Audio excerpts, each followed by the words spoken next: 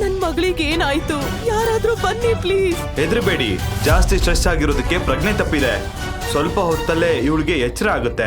ಇದನ್ನು ಕೇಳಿ ರಾಹುಲ್ ತನ್ನ ಅಕ್ಕನನ್ನ ಎತ್ತಿಕೊಂಡು ಒಳಗೆ ಕರೆದುಕೊಂಡು ಹೋದ. ಅಲ್ಲಿದ್ದ ಸಂಬಂಧಿಕರು ತಮ್ಮ ನಗುವನ್ನ ತಡೆದುಕೊಂಡು ಒಬ್ಬೊಬ್ಬರಾಗಿ ಅಲ್ಲಿಂದ ಹೊರಟರು. ಅದೇ ಅವಕಾಶವನ್ನ ಬಳಸಿಕೊಂಡ ಮೂಕ ಭಿಕ್ಷುಕ ಕೂಡ ಸುಮ್ಮನೆ ಅಲ್ಲಿಂದ ದೇವಾಲಯದ ಕಡೆ ನಡೆದು ಹೋದ. ಸ್ವಲ್ಪ ಹೊತ್ತಿನ ನಂತರ ಪ್ರಜ್ಞೆ ಬಂದ ತಕ್ಷಣ ಶಿಲ್ಪಾ ಅಳಲು ಆರಂಭಿಸಿದಳು. ಅಳ್ಬೇಡ ಶಿಲ್ಪ, ಆ ಭಿಕ್ಷುಕನಿಂದ ಬೇಗ ಡಿವೋರ್ಸ್ ಕೊಡ್ತೀವಿ. ಆದ್ರೆ ಶಿಲ್ಪಾ ಈಗಾಗಲೇ ಒಂದು ದೃಢ ನಿರ್ಧಾರ ಮಾಡಿದ್ಲು. ಅವಳು ತನ್ನ ಕಣ್ಣೀರನ್ನ ಒರೆಸ್ಕೊಂಡು ಹೀಗೆ ಹೇಳಿದ್ಲು, ಏನೇ ಆಗ್ಲಿ ತಾತ, ಅವನ್ ಯಾರೇ ಆಗಿರ್ಲಿ ನನ್ ಜೊತೆ ಅಗ್ನಿ ಸಾಕ್ಷಿಯಾಗಿ ಸಪ್ತಪದಿ ತುಳಿದಿದ್ದಾನೆ, ನನ್ಗೆ ತಾಳಿ ಕಟ್ಟಿದಾನೆ.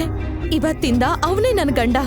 ಈ ಮದುವೆಗೆ ನಾನ್ ಸಂಪೂರ್ಣ ಅರ್ಥ ಕೊಡ್ಬೇಕು. ಇದನ್ನು ಹೇಳಿದ ಶಿಲ್ಪಾಳ ಚಿಕ್ಕಮ್ಮ ಸರಳ ಹೇಳಿದಳು, ಅಯ್ಯೋ ಏನ್ ಹೇಳ್ದಮ್ಮ, ಇವಳೊಬ್ಳು ಸತಿ ಸಾವಿತ್ರಿ. ಆ ಭಿಕ್ಷುಕ ಈ ಮನೆಗೆ ಕಾಲಿಡೋ ಹಾಗಿಲ್ಲ, ನಮ್ ಮನೆ ಒಳಗಡೆ ಬರೋ ಹಾಗೂ ಇಲ್ಲ. ನಿನ್ಗೆ ಅವನ್ ಮೇಲೆ ಅಷ್ಟೊಂದು ಪ್ರೀತಿ ಇದ್ರೆ ನೀನು ಬೇಕಾದ್ರೆ ಅವನ್ ಜೊತೆ ಹೋಗಿ ದೇವಸ್ಥಾನದಲ್ಲಿ ಒಂದು ಪ್ಲೇಟ್ ಹಿಡ್ಕೊಂಡು ಕೂತ್ಕೋ. ಮತ್ತೊಂದೆಡೆ ಈ ಕುಟುಂಬದ ಗದ್ದಲದಿಂದ ದೂರ ಆ ಭಿಕ್ಷುಕ ದೇವಸ್ಥಾನಕ್ಕೆ ಹಿಂದಿರುಗಿ ತನ್ನ ಪಾತ್ರೆಯೊಂದಿಗೆ ಅಲ್ಲೇ ಕುಳಿತುಕೊಂಡ. ಇಲ್ಲಿ ಭಿಕ್ಷುಕನ ಜೊತೆ ಹೀಗೆಲ್ಲ ಆಯಿತು ಅಂತ ಯಾರೂ ನಂಬೋ ತರ ಇರ್ಲಿಲ್ಲ. ಮರುದಿನ ಶಿಲ್ಪಾ ಮತ್ತು ಅವಳ ಕುಟುಂಬ ಪೂಜೆ ಮಾಡೋದಕ್ಕೆ ದೇವಸ್ಥಾನಕ್ಕೆ ಬಂದ್ರು. ಅವರನ್ನ ಕಂಡ ಭಿಕ್ಷುಕ ಮರದ ಹಿಂದೆ ಅಡಗಿಕೊಂಡ. ಆದರೆ ಶಿಲ್ಪಾಳ ಕಣ್ಣುಗಳು ಮಾತ್ರ ಅವನನ್ನೇ ಹುಡುಕುತ್ತಿದ್ದವು. ಆದರೆ ಭಿಕ್ಷುಕ ಯಾರ ಕಣ್ಣಿಗೂ ಬೀಳಲು ಬಯಸಲಿಲ್ಲ. ಶಿಲ್ಪಾ ಮತ್ತು ಅವಳ ಕುಟುಂಬ ದೇವಸ್ಥಾನದ ಮೆಟ್ಟಿಲುಗಳನ್ನ ಹತ್ತುತ್ತಿದ್ದಂತೆ 3-4 ದೊಡ್ಡ ಕಾರುಗಳು ಅಲ್ಲಿಗೆ ಬಂದು ನಿಂತವು. ಅವುಗಳಿಂದ 20 ಗೂಂಡಗಳು ಇಳಿದರು. ಅವರ ಜೊತೆ ಮುಕ್ತಾರ್ನ ತಮ್ಮ ರಜತ್ ಕೂಡ ಬಂದ. ದೇವಸ್ಥಾನ ಬಂದ್ ಮಾಡಿ, ಒಬ್ರು ಕೂಡ ಹೊರಗಡೆ ಹೋಗ್ಬಾರ್ದು ಅಷ್ಟೇ.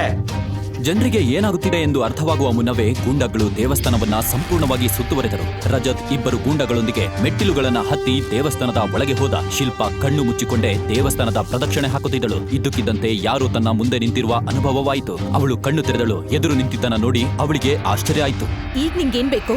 ನಿಮ್ಮಣ್ಣ ಮುಕ್ತಾರ್ ನನ್ ಜೀವನನ ಹಾಳು ಮಾಡಿದಾನೆ. ನೀನ್ ಯಾಕೆ ಬಂದಿದ್ಯಾ? ನನ್ನ ಅಣ್ಣ ನಿನ್ನ ಒಬ್ಬ ಭಿಕ್ಷುಕನಿಂದ ಮದುವೆ ಮಾಡಿಸಿದಾನೆ ಅಂತ ಗೊತ್ತಾಯ್ತು. ಆದ್ರೆ ನಾನು ಆ ಮದುವೆನ ಒಪ್ಪಲ್ಲ. ಇದೇ ದೇವಸ್ಥಾನದಲ್ಲಿ ಇವತ್ತು ನಾನು ನಿನ್ನ ಮದುವೆ ಮಾಡ್ಕೊತೀನಿ. ಮತ್ತೆ ಇವತ್ತೇ ನಮ್ಮ ಫಸ್ಟ್ ನೈಟ್. ಶಿಲ್ಪಳ ಮೈಯೆಲ್ಲ ನಡುಕ ಉಂಟಾಯ್ತು. ಅವಳು ಅಲ್ಲಿಂದ ತನ್ನ ಮನೆಯವರ ಕಡೆಗೆ ಓಡಿದಳು. ರಜತ್ ಅವಳ ಹಿಂದೆ ಓಡಿ ಬಂದ. ಅವಳ ಕೈ ಹಿಡಿದ. ದೇವಸ್ಥಾನದಲ್ಲಿದ್ದ ಯಾರಿಗೂ ಮುಕ್ತಾರ್ನ ತಮ್ಮನನ್ನ ತಡೆಯುವ ಧೈರ್ಯ ಇರಲಿಲ್ಲ. ಶಿಲ್ಪಾ ತನ್ನ ಸಂಪೂರ್ಣ ಶಕ್ತಿಯಿಂದ ಪ್ರಯತ್ನಿಸಿದರೂ ಅವನ ಹಿಡಿತದಿಂದ ಕೈ ಬಿಡಿಸಿಕೊಳ್ಳಲು ಸಾಧ್ಯವಾಗಲಿಲ್ಲ. ಅವತ್ತು ನನ್ ಕೆನ್ನೆಗೆ ಹೊಡೆದಿದ್ದು ಇದೇ ಕೈ ಅಲ್ವಾ? ದೇವರ ಮೇಲೆ ಆಣೆ ಮಾಡಿದ್ದೆ, ಆ ಬೆಣ್ಣೆ ಅಂತ ಮೃದುವಾದ ಕೈಯನ್ನ ಹಿಡಿಬೇಕು ಅಂತ. ಆದರೆ ಅವನ ತಮ್ಮ ಮಾತು ಮುಗಿಸುವ ಮುನ್ನವೇ ದೇವಸ್ಥಾನವಿಡೀ ಅವನ ನೋವಿನ ಕಿರುಚಾಟದಿಂದ ಮುಳುಗಿತು. ಶಿಲ್ಪಾ ರಜತ್ನ ಕೈಗೆ ಎಷ್ಟು ಬಲವಾಗಿ ಕಚ್ಚಿದಳು ಅಂದ್ರೆ ರಕ್ತ ಬಂತು. ರಜತ್ನ ಹಿಡಿತ ಸಡಿಲವಾಯಿತು. ಶಿಲ್ಪಾ ಅವನನ್ನ ತಳ್ಳಿ ಮೆಟ್ಟಿಲುಗಳ ಕಡೆಗೆ ಓಡಿದಳು. ರಜತ್ ಕೋಪದಿಂದ ಕೆಂಡ ಕಾರುತ್ತಿದ್ದ. ನನ್ನೇ ಕಷ್ಟಿಯ ಪ್ರೀತಿಯಿಂದ ಹೇಳಿ ನನಗೂ ಸಾಕಾಯ್ತು. ಇವಾಗ ನೋಡು ನಾನು ಏನ್ ಮಾಡ್ತೀನಿ ಅಂತ. ಹೀಗೆಂದು ರಜತ್ ಹಾಕಿ ಸ್ಟಿಕ್ ಹಿಡಿದು ಶಿಲ್ಪಾಳ ಹಿಂದೆ ಓಡಿದ. ಶಿಲ್ಪಾ ಗಾಬರಿಯಿಂದ ಓಡುತ್ತಿದ್ದಳು. ಆತುರದಲ್ಲಿ ಅವಳ ಕಾಲು ಎಡವಿ ಮೆಟ್ಟಿಲು ಮೇಲೆ ಓಡುತ್ತಿದ್ದಾಗ ಬಿದ್ದಳು. ರಜತ್ ಅವಳ ಬಳಿಗೆ ಬಂದು ಕೋಪದಿಂದ ಕಿರುಚಿದ. ನನ್ನ ಜೊತೆನೆ ಆಟ ಆಡ್ತ್ಯಾ? ಇವಾಗ ನಿನ್ ತಲೆ ಹೊಡಿತೀನಿ, ನೋಡ್ತಾ ಇರೋ. ಹೀಗೆಂದು ರಜತ್ ತನ್ನ ಹಾಕಿ ಸ್ಟಿಕ್ ಎತ್ತಿದ. ಶಿಲ್ಪಾ ಭಯದಿಂದ ಕಣ್ಣು ಮುಚ್ಚಿದ್ದಳು. ತಪ್ಪಿಸಿಕೊಳ್ಳಲು ಯಾವುದೇ ದಾರಿಯಿಲ್ಲ ಅಂತ ಅವಳಿಗೆ ಗೊತ್ತಿತ್ತು. 2 ಸೆಕೆಂಡ್ ಕಳೆದವು, 3 ಸೆಕೆಂಡ್ ಕಳೆದವು. ಆದರೆ ಹಾಕಿ ಸ್ಟಿಕ್ ಅವಳ ಮೇಲೆ ಬೀಳಲಿಲ್ಲ. ಏನಾಯ್ತು ಎಂದು ಅರ್ಥವಾಗದೆ ಅವಳು ಕಣ್ಣು ತೆರೆದಳು. ಎದುರಿನ ದೃಶ್ಯ ನೋಡಿ ಬೆಚ್ಚಿ ಬಿದ್ದಳು. ರಜತ್ ಅವಳನ್ನ ನೋಡದೆ ಬೇರೆ ಯಾರಿಗೋ ನಿರಂತರವಾಗಿ ಹೊಡೆಯುತ್ತಿದ್ದ. ಆ ಭಿಕ್ಷುಕನ ತಲೆಯಿಂದ ರಕ್ತ ಹರಿಯುತ್ತಿತ್ತು. ಆಗ ರಜತ್ ಕೂಡ ಗಮನಿಸಿದ. ಅವನು ಭಿಕ್ಷುಕನತ್ತ ನೋಡಿ ಹಾಕಿ ಸ್ಟಿಕ್ ಸೈಡ್ಗೆ ತೆಗೆದು ಹೇಳಿದ, ಓ ಇವನೇ ನಿನ್ ಗಂಡನ? ಹಾಗಾದ್ರೆ ತುಂಬಾ ಚೆನ್ನಾಗಿದೆ. ಈಗ ಇವಳು ವಿಧವೆ ಆಗ್ತಾಳೆ. ಆಮೇಲೆ ನಾನು ಇವಳ ಜೊತೆ ಫಸ್ಟ್ ನೈಟ್ ಮಾಡ್ಕೋತೀನಿ. ವಿಧವೆಗಳಿಗೆ ಬಾಳ್ ಕೊಡೋದು ಎಷ್ಟು ಒಳ್ಳೆ ಕೆಲಸ ಅಲ್ವಾ? ಆದರೆ ರಕ್ತದಲ್ಲಿ ತೇಲುತ್ತಿದ್ದ ಆ ಭಿಕ್ಷುಕ ಇದ್ದಕ್ಕಿದ್ದಂತೆ ಮುಂದೆ ಜಿಗಿದು ರಜತ್ನನ್ನ ಎಷ್ಟು ಬಲವಾಗಿ ತಳ್ಳಿದ ಅಂದ್ರೆ ಅವನು ಮೆಟ್ಟಿಲುಗಳಿಂದ ಕೆಳಗೆ ಉರುಳಿ ಬಿದ್ದ. ಅವನ ದೇಹದಿಂದ ರಕ್ತ ಬಂತು. ಅವನು ನೋವಿನಿಂದ ಕಿರುಚಲು ಶುರು ಮಾಡಿದ. ಅಷ್ಟರಲ್ಲಿ ಒಂದು ಪೊಲೀಸ್ ಜೀಪ್ ಅಲ್ಲಿಗೆ ಬಂದು ನಿಂತಿತ್ತು. ಪೊಲೀಸರನ್ನ ಕಂಡು ಶಿಲ್ಪಾ ಮತ್ತು ಅವಳ ಕುಟುಂಬಕ್ಕೆ ನೆಮ್ಮದಿ ಸಿಕ್ಕಿತು. ಅವರು ಪೊಲೀಸರ ಕಡೆಗೆ ಓಡಿದರು. ಇನ್ಸ್ಪೆಕ್ಟರ್ಗೆ ಎಲ್ಲವನ್ನ ಹೇಳಲು ಮುಂದಾಗುತ್ತಿದ್ದಂತೆ ಅವರು ಹೇಳಿದರು, ಈ ಭಿಕ್ಷುಕನನ್ನ ಅರೆಸ್ಟ್ ಮಾಡಿ ಸ್ಟೇಷನ್ಗೆ ಕರ್ಕೊಂಡು ಹೋಗಿ. ಮೇಡಮ್ ನೀವು ಮನೆಗೆ ಹೋಗಿ, ಇದು ಪೊಲೀಸ್ ವಿಷಯ. ಈ ಭಿಕ್ಷುಕ ಮುಕ್ತಾರ್ ಬಾಯಿನ ತಮ್ಮನ ಮೇಲೆ ಹಲ್ಲೆ ಮಾಡಿದಾನೆ. ಆದ್ರೆ ಇನ್ಸ್ಪೆಕ್ಟರ್ ಸರ್, ಅವನು ನನ್ನ ಕಾಪಾಡಿದಾನೆ. ಶಿಲ್ಪಾ ಇನ್ನು ಏನೋ ಹೇಳುವಷ್ಟರಲ್ಲಿ ಅವಳ ಚಿಕ್ಕಮ್ಮ ಸರಳ ಮಧ್ಯ ಬಂದು ಹೀಗೆಂದು ಹೇಳಿದರು, ಒಂದ್ ಕೆಲ್ಸ ಮಾಡು, ನೀನು ಇವನ್ ಜೊತೆಗೆ ಹೋಗು.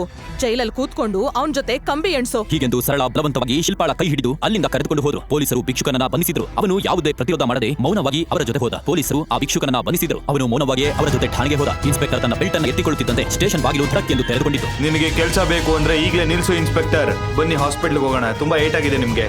ನೀನ್ ಯಾರನ್ನ ಅರೆಸ್ಟ್ ಮಾಡಿದ್ಯಾ ಅಂತ ಗೊತ್ತಾ? ನಿಮ್ಮ ಯೂನಿಫಾರ್ಮ್ ಕಳಿಸುವ ಪರಿಸ್ಥಿತಿ ಬರುತ್ತೆ ಅಷ್ಟೇ. ಬನ್ನಿ ಮೊದಲು ಆಸ್ಪತ್ರೆಗೆ ಹೋಗೋಣ. ಜೈ ಹಿಂದ್ ಸರ್. ಈ ಭಿಕ್ಷುಕ ಇವನು ಮುಕ್ತಾರ್ ಬಾಯ್ಯ ಅಂದ್ರೆ ಏನ್ ಸರ್? ಇವನು ಆ ದೇವಸ್ಥಾನದ ಕಮಿಷನರ್ ತನ್ನ ಮೊಬೈಲ್ ತೆಗೆದು ಇನ್ಸ್ಪೆಕ್ಟರ್ಗೆ ಏನು ತೋರಿಸಿದರು. ಅದನ್ನು ನೋಡುತ್ತಿದ್ದಂತೆ ಇನ್ಸ್ಪೆಕ್ಟರ್ ಭಯದಿಂದ ನಡುಗತೊಡಗಿದ್ದ.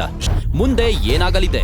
ಮುಂದಿನ ಕತೆ ತಿಳಿಯಬೇಕಾದರೆ ದ ಬೆಗ್ಗರ್ ಹಸ್ಬೆಂಡ್ ನ ಎಲ್ಲ ಎಪಿಸೋಡ್ಗಳನ್ನ ಕೇಳಲು ಡಿಸ್ಕ್ರಿಪ್ಷನ್ ನಲ್ಲಿ ಇರುವ ಲಿಂಕ್ ಮೇಲೆ ಪಾಕೆಟ್ FM ಆಪ್ ಅನ್ನ ಡೌನ್ಲೋಡ್ ಮಾಡಿ.